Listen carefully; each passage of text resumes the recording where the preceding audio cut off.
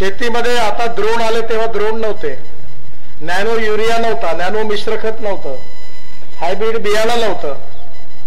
पण आज त्या काळामध्ये त्यांनी जो भावार्थ आणि विचार मांडला तो शेतकऱ्याच्या सर्वांगीण उन्नतीचा आणि विकासाचा मांडला आणि त्यांनी आपलं संपूर्ण आयुष्य त्याकरता समर्पित केलं.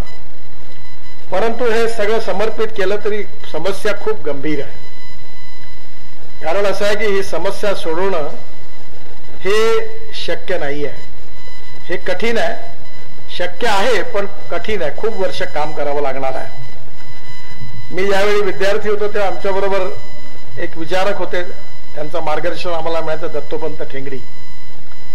तेव्हा एकदा ते असं म्हणाले होते की बघ, एक लक्षात ठेव गोष्ट की every politician thinks about his next election and every socio economic reformer thinks to century.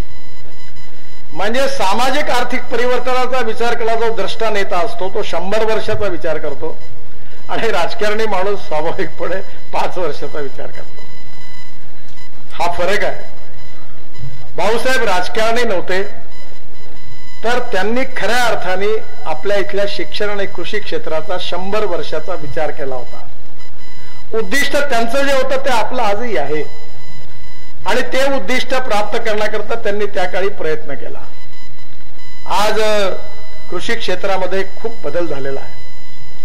विशेषतः सिंचनाच्या सुविधा वाढलेल्या आहेत. ड्रीप इरिगेशन आलं, स्प्रिंकलर आलं, अनेक प्रकारे सीड आणि प्लांट याच्यामध्ये बरंच संशोधन झालेलं आहे. नवीन नवीन नर्सऱ्या तयार झालेल्या आहेत. कृषी मालाची निर्यात वाढलेली आहे आणि आता तर आम्ही कृषीपासून मी नेहमी म्हणतो की आपला शेतकरी केवळ अन्नदाता नाही तर ऊर्जादाता झालेला आहे आणि आता आपला शेतकरी इंधनदाता झालेला आहे आणि बिटुमिन दाताही पण झालेला आहे. म्हणजे आपलं डांबर पण शेतकरी तयार करायला लागले. आपल्या इथे इथेनॉल आलं, आपल्या गाड्या, आपली विमानं आता त्याच्यावर चालणार आहेत. त्यामुळे येणाऱ्या काळामध्ये, काळाच्या ओघामध्ये काल जे असतं ते आज नाही, आज असतं ते उद्या नाही. स्पिरिट कायम असतं, उद्दिष्ट कायम असतं, मिशन स्पष्ट असतं, भावार्थ स्पष्ट असतो. पण काळाच्या ओघात बऱ्याच गोष्टी बदलत असतात आणि म्हणून युगानुकूल असं जे काही काळाचं परिवर्तन असतं ते ऑब्व्हियस असतं.